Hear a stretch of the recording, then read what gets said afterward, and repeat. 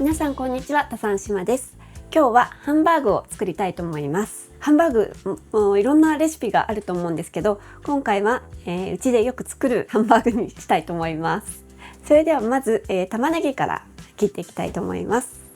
はい、今日はお肉がちょっと多めに作ろうと思っていて 1.2 キロぐらいで作ります。で、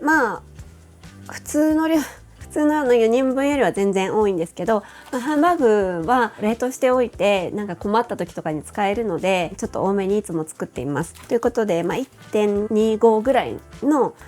量があります。それに対して玉ねぎの量が、今日はちょっと小さめの玉ねぎしかなかったので2つ使いたいと思います。玉ねぎの量とあとつなぎの量は、ハンバーグの食感に関わってくるので、その辺は好みで決めるといいと思います。つなぎが全然なくってもハンバーグはできるんですけど、うちはまだ子供が小さいかったりとかするので柔らかめのハンバーグにしたいと思います。だから 1.2 ぐらいのお肉の量に対して、玉ねぎは1個でも2個でもよくて、玉ねぎが多いとやっぱり固形物が入るので歯切れが良くなります。なのでポロッとしやすい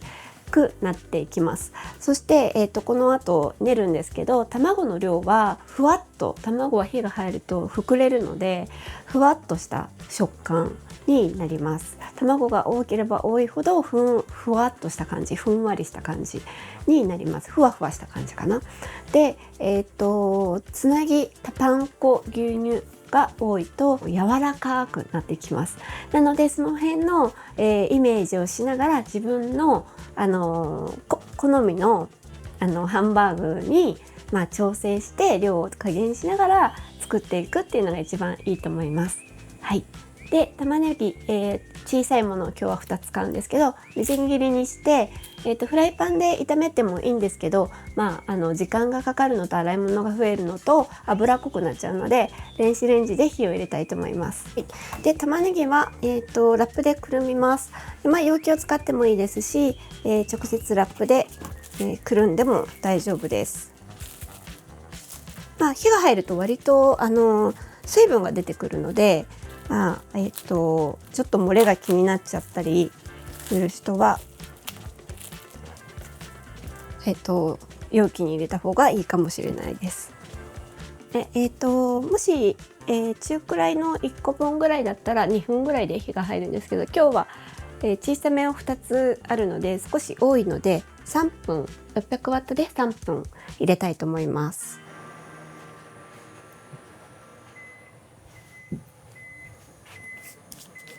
はい。で、ちょっと触ってみて、ちょっと硬そうだなと思ったらプラスしてください。しっかりふにゃっとする感じ、シャキシャキした感じがない感じの食感、熱いのでちょっと気をつけながら触ってみて、でも今もうちょっとかかりそうなのでもう1分入れたいと思います。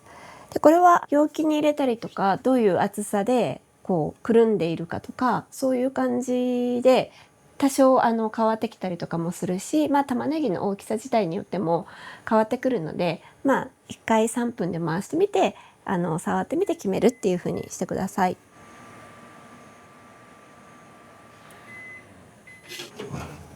はい、はい、今ちょうど良さそうなのでお皿に手でつかめないぐらい熱いと思うので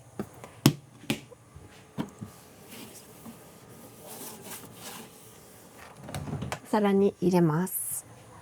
もともとお皿にやってしまってもいいと思うんですけど、そして、急いでる場合は保冷剤とか使って挟んでこう早く冷やしたりとか、あとは冷凍庫がパンパンだとちょっと熱いものを入れるとちょっと危ないんですけど、隙間がもしあるような冷凍庫があればそこに入れたりとかして早く冷やしてあげます。で、この時間冬なんかはこうやってやってる間に付け合わせの野菜作ったりお味噌汁作ったりとか、いろんな準備するといいと思うんですけど、夏場はどうしてもこういうのが冷めにくいので、なるべく早く冷やしてあげて、そうするとスムーズにその後の仕事ができるようになるので、工夫してみてください。なんかあまり熱いものを冷蔵庫に入れたりとか冷凍庫に入れるのはあんまり良くないので、ちゃんとスペースがあるところに入れるか、もしくはこういう保冷剤を使ってバッと冷やしてから入れるっていう風にするといいと思います。では、ちゃんとしっかり冷えたので、肉種を作っていきたいと思います。まずこのボウルで練っていくので、一番大きなボウルでパン粉と卵と牛乳を入れてふやかしていきたいと思います。はい。で、パンで作る場合、パン粉ではなくてパンで作る場合も同じようにパンをちぎってふやかしてください。分量は適当にいつもやっちゃうんですけど、念のため今日は測りたいと思います。その柔らかさ、パン粉をどれくらい入れるかっていうのは、その時の気分とか、あとはどういう人に食べてもらうかによって決めるといいと思います。で、例えばお客さんがいて、お客さんがちっちゃい子供がいたりとか、そうすると柔らかめに作るとか、であとは気分的に柔らかいハンバーグじゃなくてちょっと肉々しい感じのハンバーグを食べたいっていう時は減らせばいいだけなので、あまり参考にするというよりかは自分で決めて作ってみて、自分で感じて決めるっていうのが一番いいと思います。70g 入りました。牛乳が同割り 70g、 卵3個です。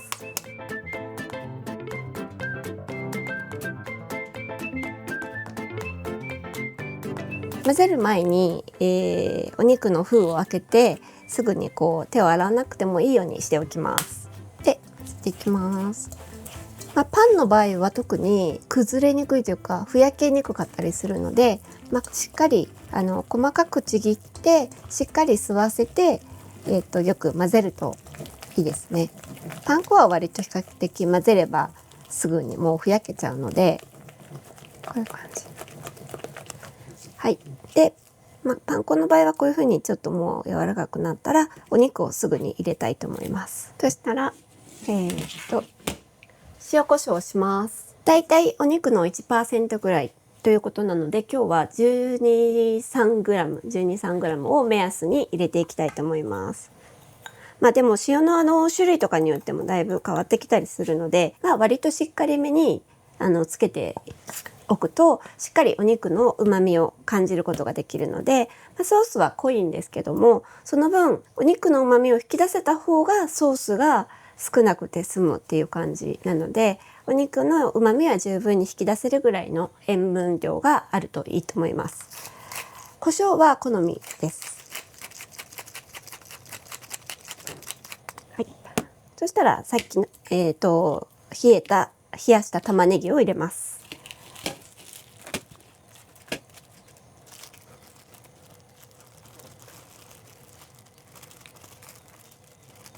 では練っていきたいと思います。最初は全体的に均一につなぎとか玉ねぎが混ざるように混ぜていきます。ちょっとボウルが小さすぎると思うんですけど、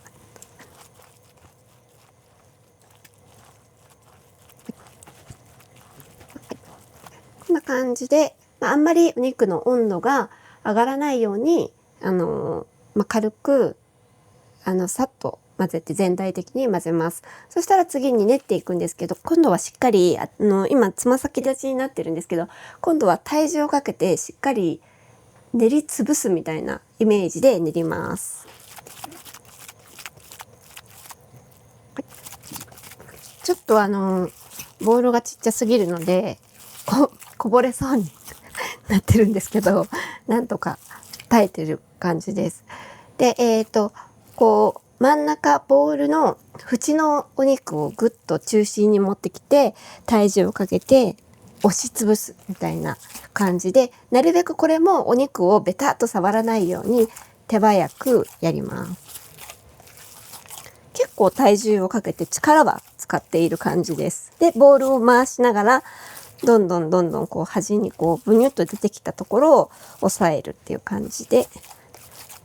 そうするとだいぶ一体感が出て、こういう風に糸を引くような感じで繊維がこ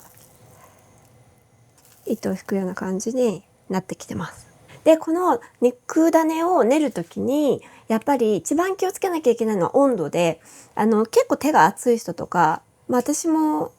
冷たい方ではないと思うんですけど、あと室温が暑い時はうちは特にクーラーがなかったりして、夏場はすごく暑くなるんですけど、そういう時は、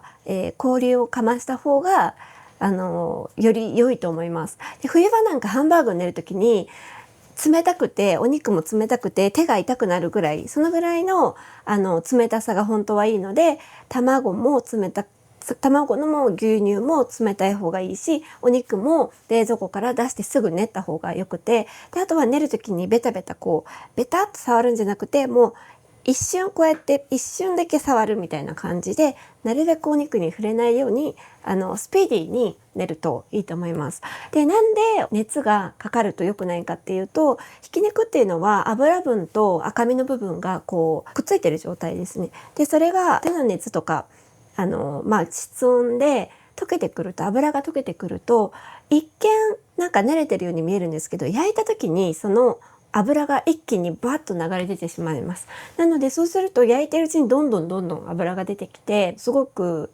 スカスカな感じの焼き上がりになってしまうので、ちょっと気をつけてください。うまく冷たいうちに練れると、そのお肉の今糸を引くようにって言ったんですけど、そういうお肉の繊維がしっかりと結合してくれて、肉汁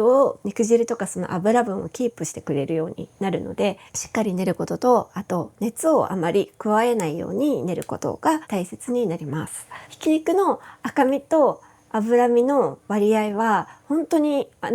ーパーとかお肉屋さんによって全然違うので、意外となんかこう油が多かったなとか、あと焼いてて冷たいうちに練ったんだけど油が出てくるなっていうのは多少あると思うので、その辺はありつつも、気をつけることは気をつけるっていう感じで練ってみてください。では、成形しながら焼いていこうと思うので、フライパンに油を引いておこうと思います。で今日は量が多いので2台、使って焼きたいと思います。どちらも大さじ1杯ぐらいの油を引いておきます。でまず大きいフライパンから入れていきたいので、大きいフライパンの方だけ一番弱火につけておきます。大きさは、うちは割とのくらいですかね。少し小さめだと思うんですけど、子供の成長に合わせて変えています。で子供が一つ丸々全部食べれたよっていう感じで、1個食べれたとか2個食べたよとかって言ってほしいので、少し子供のサイズに合わせて小さめに、成形します。このぐらいだいたい大きさ取って、右利きの人は右手で叩きつけて、左手で上に持っていくを繰り返します。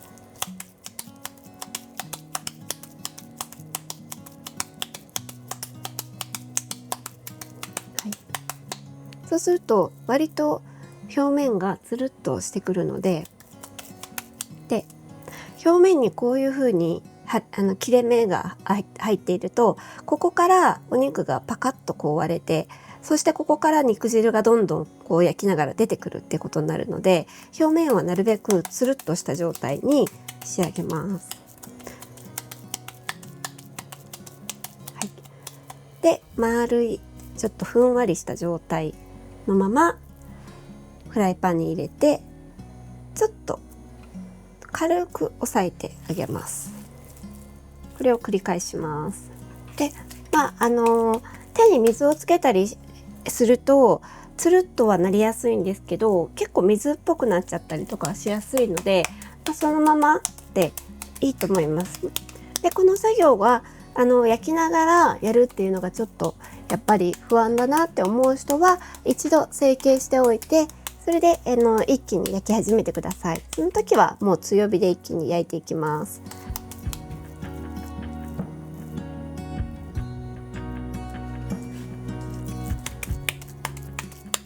小さい方のフライパンに移るので、ここで弱火の火をつけておきます。で、全部入れたら一気に強火にします。はい。で、今だいぶ温度が上がってきて、結構ちょっと煙がふわーっと、こう立ってきてるので、少しだけ温度を落とします。できるだけ強火がいいんですけど、あまりにも、こう、もくもく煙が出るような温度だと高すぎるので、今、強めの中火ぐらいに落としました。で、こっちの小さい方も、ちょっと若干落としていきます。で、やっぱり、たまにこう、向きを変えたりして、全体的に均一に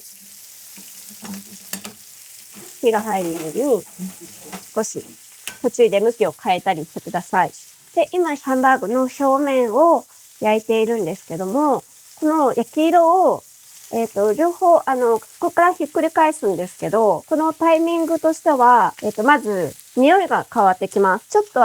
お肉の焼けた香ばしいような匂いがしてくるのと、あと少しちょっと今わかりにくいと思うんですけど、こういう、ちょっと肉汁が少し焼き色がついてきて、色がついてくる感じになってきます。その匂いと、色を確認して、初めて触ってみます。どのくらい焼き色がついているかを確認します。で、真ん中は火が強いので、できれば端っこの方を見た方がいいかなと思うので、今こんな感じです。はい。もう気持ちつけたいので、ちょっともう一回見てください。で、こっちも見ていきたいと思います。今のいい感じだったのでひっくり返します。少し茶色の中にちょっと黒っぽい感じの焼き色が混ざっているような状態がいいと思います。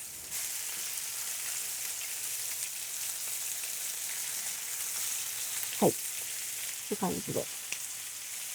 で、反対の面は割としっかりフライパンが温まっていて、肉ダネも少し温まっているので、早く色がつきます。で、ちょっとこびりついた肉汁とかが、その焼き色として反対側の面にもついてくるので、割と早く、色がつくので、注意して見ておいてください。で、こっちはもういけそうなので、蓋をして、ちょっと小さいパチパチ言ってるような音がするくらいの弱火で火を通していきます。こっち側も反対側の。まだついてないので、少し、もうちょっと。いいですね。焼き色がついてきたので、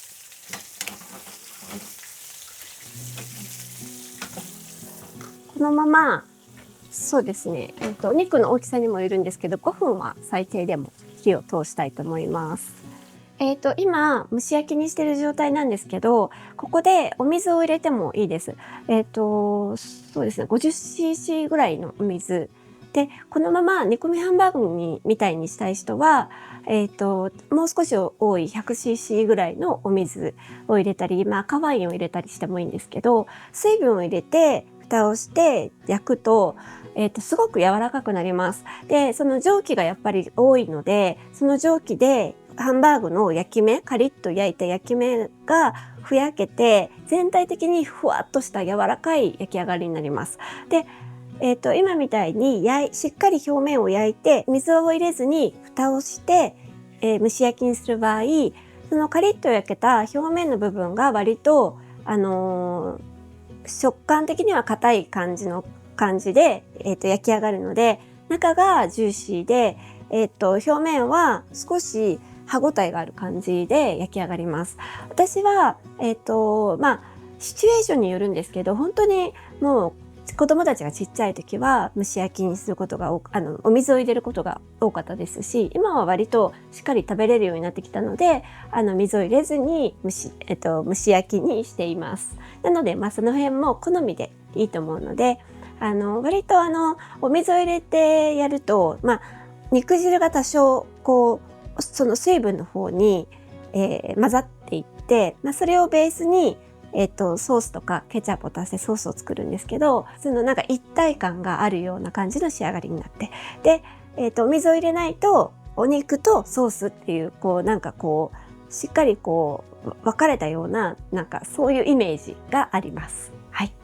で、今ですね、ちょっとマックスの弱火にしてしばらく経ったところなんですけど、音がちょっとちっちゃくなりすぎてしまったので、こっちは割と全体的に泡がこうプツプツ言っているっていう感じだと思うんですけど、こっちの方はやっぱりフライパンが大きくて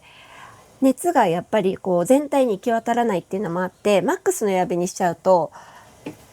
ポコポコは出ているんだけども音も小さいし、あと泡がやっぱり弱いって感じがします。で、少し私は弱すぎるなと思うので、少しこっちは温度を上げていきたいと思います。はい、でこんな風にフライパンの大きさとか種類とかによって火加減っていうのはすごく変えていく必要があるので、しっかり弱火にしたから大丈夫じゃなくて、しっかり状態を見ながら調整をしていってください。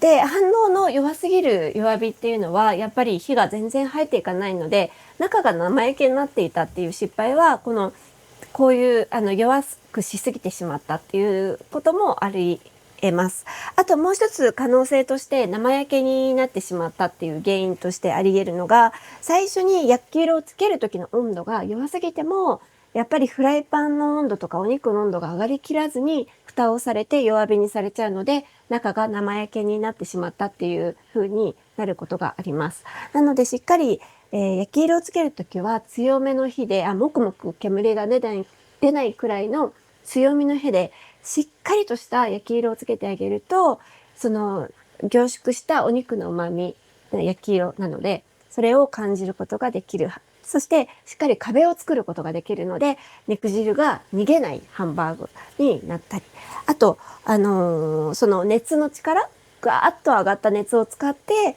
弱火にしてもスーッと火が入っていくようになっていくので、割と火加減もポイントの一つかなと思います。で、焼き色が薄いと割とその壁が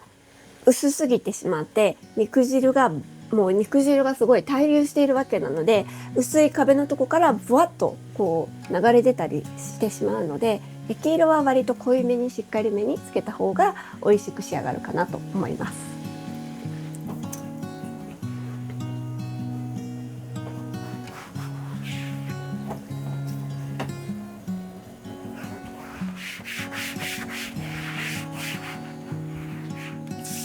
では、7分ぐらい焼き始めて7分から8分ぐらい今経ったところなんですけど、開けてみたいと思います。で今一瞬火は弱めにしてあります。はい、焼き上がりなんですけど、本当はこうちょっと触ってみて分かると一番いいと思うので、熱いのが苦手じゃなければ熱いのが好きな人はっていうか熱いのが大丈夫な人はちょっと触ってみてください。そしてこの弾力は肉の火の入り方や、卵の量とかそういうものによって変わってくるので、わからないなりにも触っておいた方がなんかこう身につくっていう感じです。はい。なので、今触った感じ大丈夫そうなので刺してみようと思います。触れる人はなるべく、確認は肉汁でこう刺してみてみるにしても、なるべく触っておいた方が、ハンバーグってよく作るじゃないですか。なのでその繰り返しでだんだんこう感覚を覚えていくようになれるので、最終的には刺して肉汁を確認します。温度で確認してもいいと思うんですけど、爪楊枝を一番大きそうなものを選んで、厚みがあるところですねを、真ん中ぐらいまで刺します。でまず温度を見るとしたら、この爪楊枝の先っちょ5秒ぐらい刺しておいて、爪楊枝の先っちょを唇に当てます。唇のこの下ぐらいでしっかり温まっていて、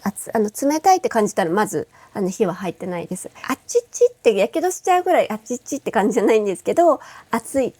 って感じです。温かいより熱いって感じぐらいの温度です。この温度の感じも人によって感覚が違うと思うので、でもやってみるのもいいと思いますし、あとさっき刺したところ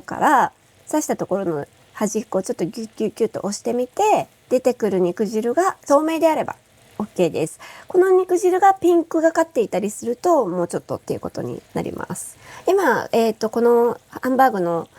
中でこの1個だけちょっと白いこういうふわふわふわっとした液体が出てると思うんですけど、これは焼いてる間に肉汁が出てきてしまったっていう感じの、状態なので、焼きが甘かったりとか、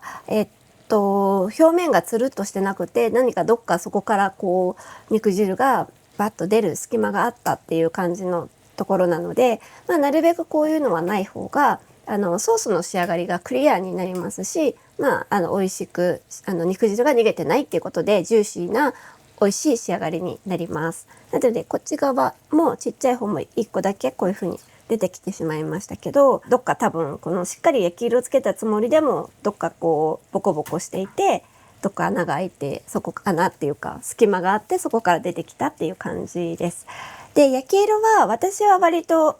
このくらいまでしっかりつける方が好きなんですけど、これは苦いっていうほどは焼けてるわけ焦げている状態ではないので、しっかり焼き色をつけた方がソースと一緒に食べた時に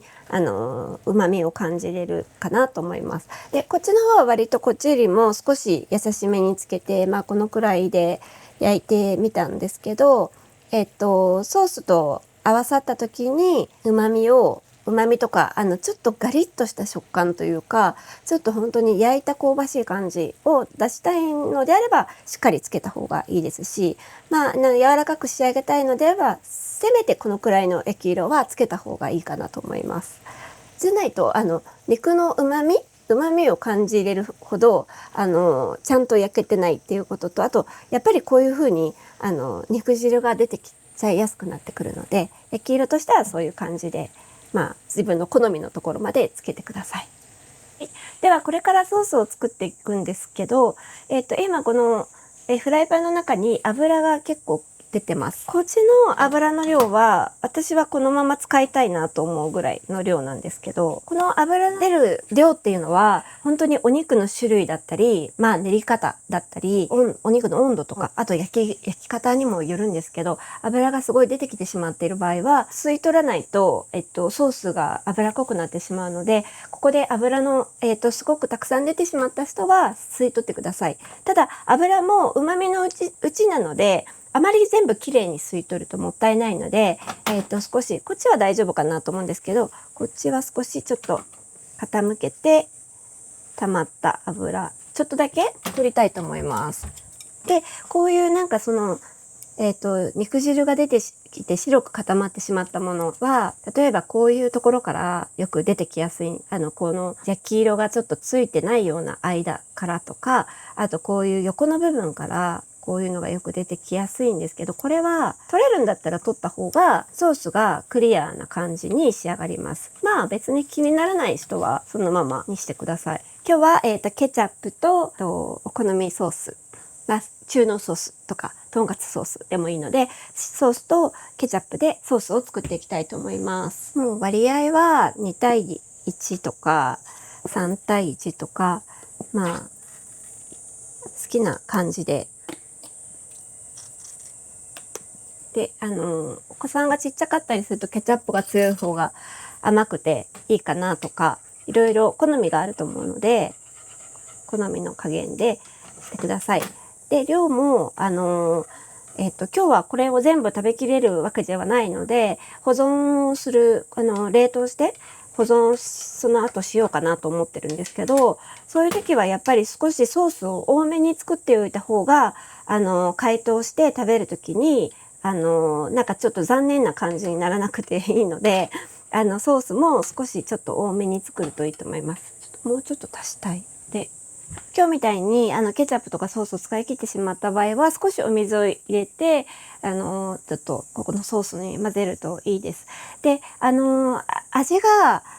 ちょっとケチャップとソースだけでお肉にもしっかり味がついてるので、濃すぎるなっていう人はお水を入れたりして調整してください。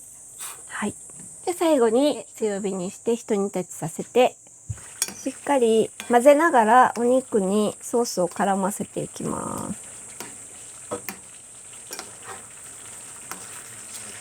はい。で最後に強火にして沸かすんですけど、このソースを沸かしてあげることでこうポコポコポコポコ沸くことで、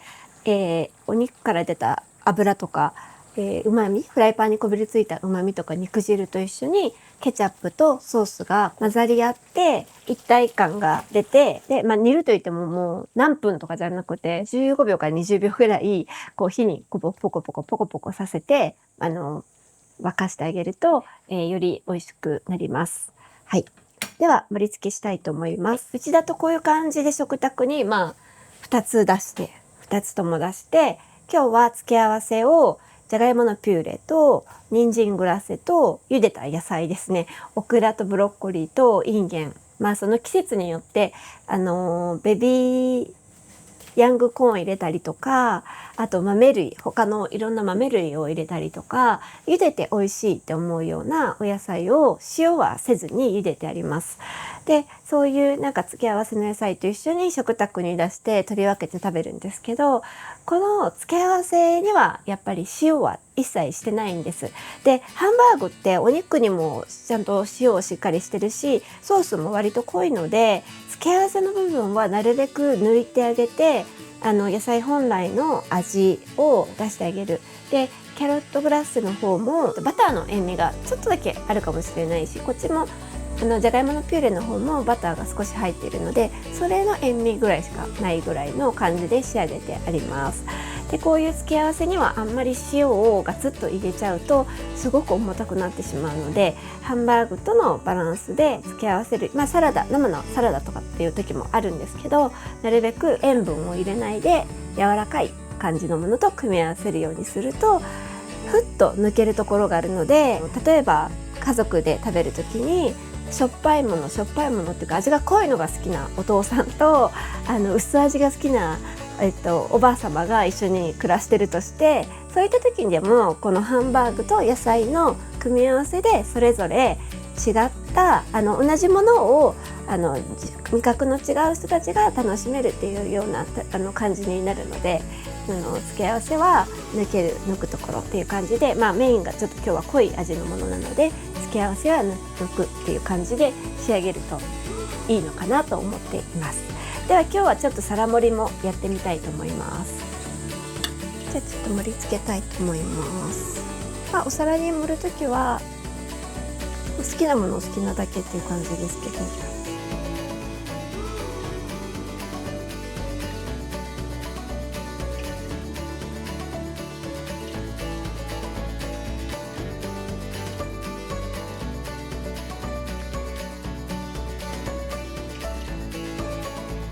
今日はハンバーグを作りました。ハンバーグはもう定番メニューなので、それぞれ皆さんが思い描く理想系のハンバーグがあると思うので、こうするとこうなるとか、こういう状態になるためにこうするみたいなことを知っておくと、レシピではなくてそういうことを頭で考えながら作るとより理想のハンバーグに近づけるんじゃないかなと思います。分量は概要欄のところに載せておきますので、ぜひ皆さんの理想のハンバーグを目指して作ってみてください。それではさようなら。